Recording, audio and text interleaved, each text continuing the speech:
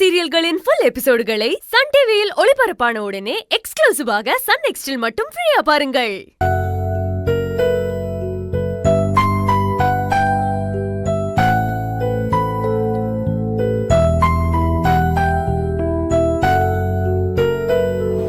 Sir,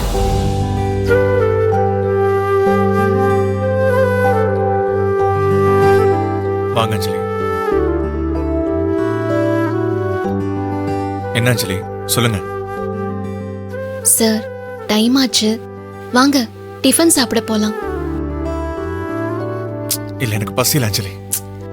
sir, காலையில இருந்து நீங்க எதுவுமே சாப்பிடல, அப்புறம் எப்படி சார் பசி இல்லாம இருக்கும்?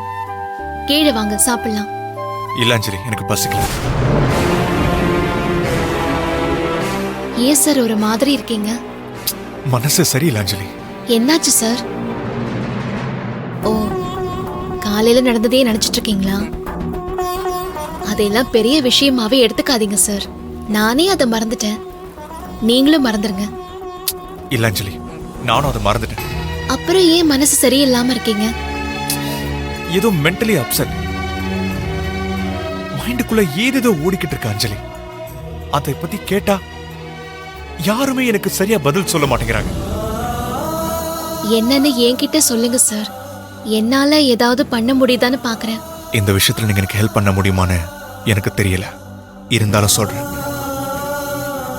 ஏன்னா என்னை சுத்தி இருக்கிற மத்த யாருமே எனக்கு சரியா ரெஸ்பான்ஸ் பண்ண மாட்டேங்கிறாங்க, கரெக்டா பதில் சொல்ல மாட்டேங்கிறாங்க. சார், என்ன பிரச்சனைன்னு சொல்லுங்க சார்.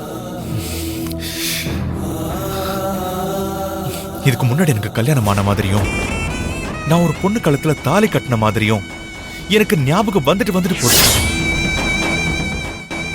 காலையில தலையில அடிபட்டதுல இருந்து அந்த ஞாபகம் எனக்கு திரும்ப திரும்ப வந்துகிட்டே இருக்கு அஞ்சலி. ஆனா எனக்கு இதுக்கு முன்னாடி கல்யாணம் நடந்துச்சான்னு கேட்டா எல்லாரும் இல்லன்னு தான் சொல்றாங்க. அப்புறம் எனக்கு மட்டும் எப்படி இந்த மாதிரி ஞாபகம் வந்துட்டு போகுது? நடக்காத ஒண்ணு எப்படி சார் ஞாபகத்துக்கு வரும்? அதான் அஞ்சலி, எனக்கும் புரியல. நிச்சயமா அது என்னோட கற்பனையோ இல்ல கனவோ கிடையாது. எல்லாம் என் கண்ணு முன்னாடி நடந்த மாதிரி எனக்கு ஞாபகம் வந்து போகுது. சார், அது இப்போ கவி கூட உங்களுக்கு கல்யாணம் நடக்க இருந்துச்சுல, அந்த ஞாபகமா இருக்கும் சார். எனக்கு கவி கூட கல்யாணம் நடக்க இருந்தப்போ எங்க அப்பா வேற ஷர்ட் போட்டிருந்தாரு, வேற அட்மாஸ்பியர் இருந்துச்சு. ஆனா எனக்கு வர நினைவுகள் வேற மாதிரி இருக்கு. என் பக்கத்துல என் சித்தப்பா நிக்கிறாரு, என் சித்தி நிக்கிறாங்க, பாட்டி நிக்கிறாங்க, என் அப்பா நிக்கிறாரு. கட்டி மேலும் சத்தம் கேக்குது. நான் தாலி கட்ட போறேன். ஆனா அந்த பொண்ணு முகம் மட்டும் நினைச்சு பாக்குறேன், எனக்கு அது ஞாபகத்துக்கு வரவே மாட்டேங்குது அஞ்சலி. அப்படி ஒண்ணு நடக்கவே இல்லைன்னா எனக்கு எப்படி இவ்வளவு விஷயம் ஞாபகத்துக்கு வரும்?